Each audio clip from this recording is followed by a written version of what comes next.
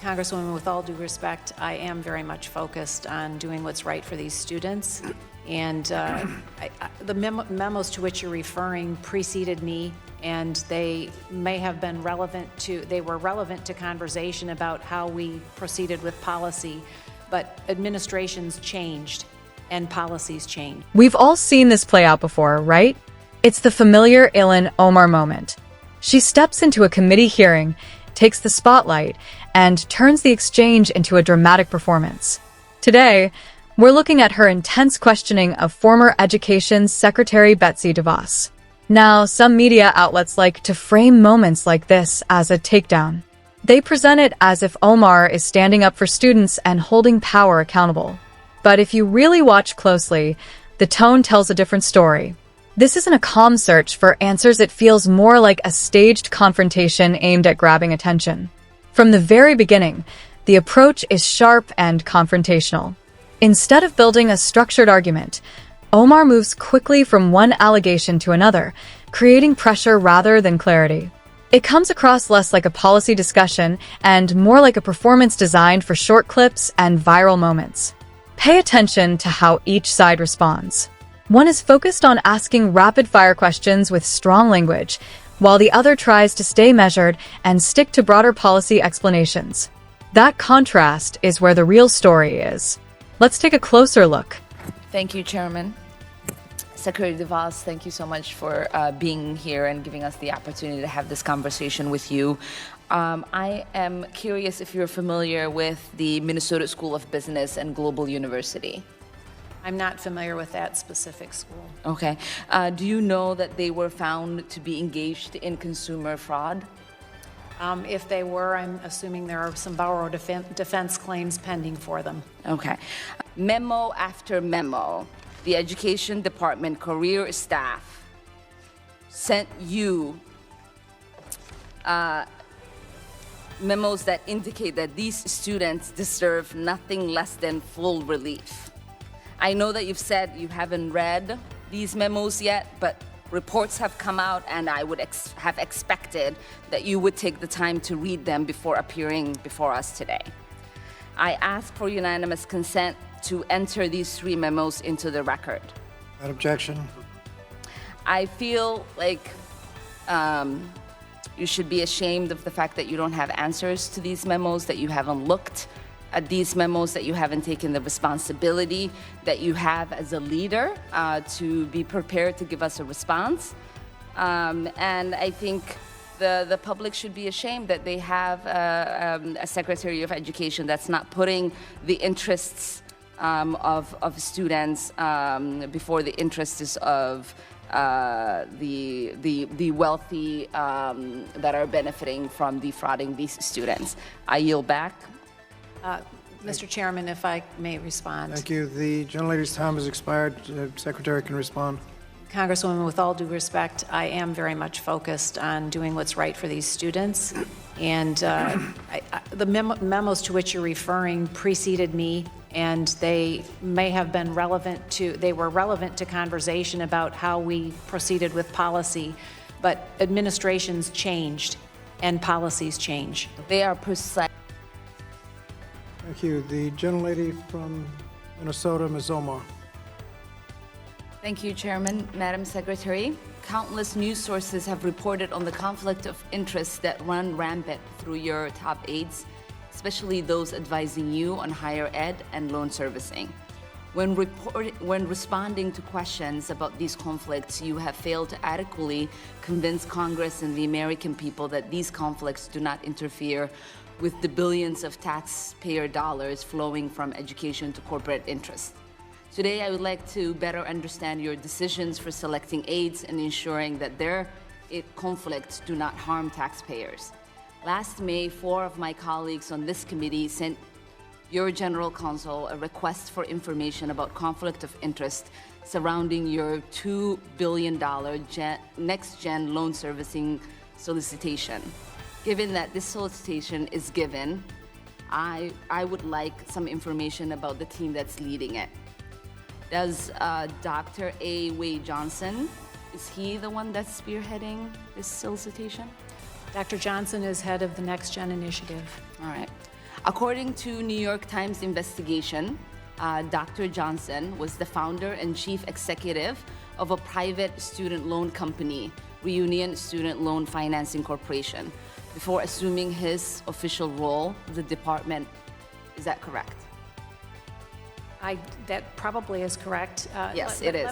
Let me just interject. I would like to continue. And I would like to make clear that We'll all give of you the some time. individuals, I will get to it. Thank you so much.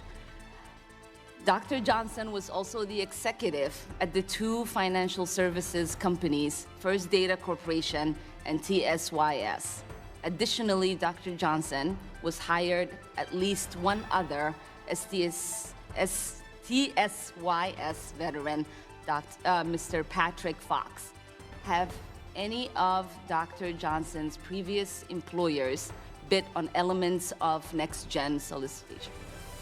Congresswoman, all of my staff, all of my team at the Department of Education and Federal Student Aid has gone through their ethics process, has taken and takes their ethics obligations very seriously.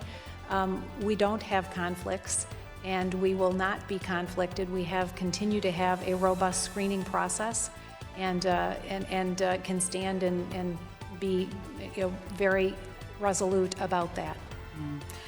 So given that there is about $2 billion per year in taxpayer dollars flowing through this program, will you commit to releasing communication between the procurement team and any of Dr. Johnson's former employees?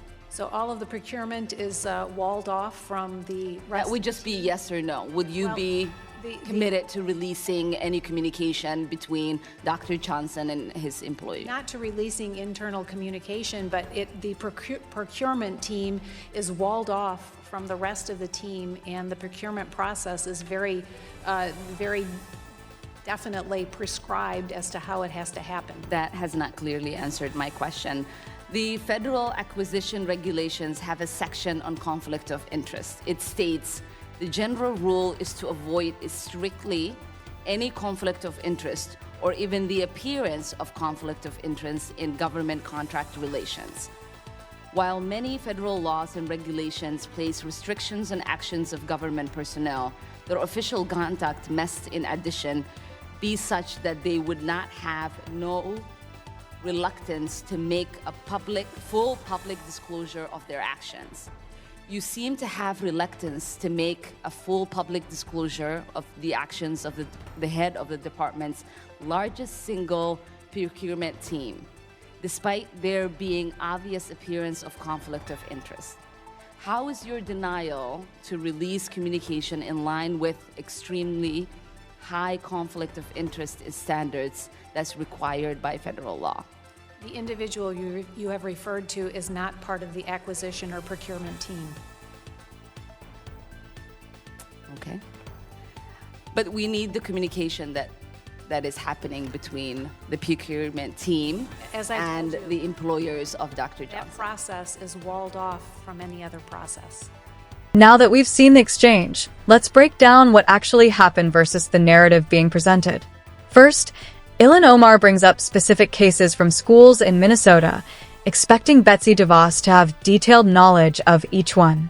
But think about it, DeVos was responsible for a massive federal department with a nationwide scope. Expecting instant recall of highly specific local issues isn't really about finding answers. It's more about putting someone on the spot. Then comes the broader argument about corporations and accountability.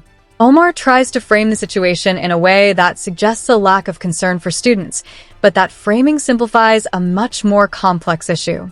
Education policy, especially at the federal level, involves layers of regulation, funding structures, and administrative processes that don't fit neatly into a single comparison. Next, the conversation shifts to Dr. Wayne Johnson and his professional background. Here, we see a clear philosophical difference. On one side, there's skepticism about private sector experience in public roles. On the other, there's an argument that such experience can bring practical understanding of systems like loan servicing and financial management. Omar also raises concerns about internal communications, hinting at potential conflicts. In response, DeVos points to established procedures designed to separate decision-making processes, something that's standard in large organizations to maintain fairness and compliance. Again, this becomes less about proving wrongdoing and more about raising questions that resonate publicly. And then there's the issue of internal memos. Omar emphasizes opinions from career staff, while DeVos highlights a broader principal administration's set policy directions, and those directions can change over time. That's part of how governance works in a system where leadership is elected and policies evolve. Throughout the exchange, one thing stands out: the difference in tone. Betsy DeVos remains composed and focused on process, while Ilhan Omar uses a more forceful, emotional style to drive her points. In the end, this comes down to perspective. Is this a strong example of accountability in action, or is it more about creating moments that resonate beyond the hearing room? What do you think? Was this effective oversight, or was it more about optics? Share your thoughts below, and if you enjoy these breakdowns, don't forget to like and subscribe for more.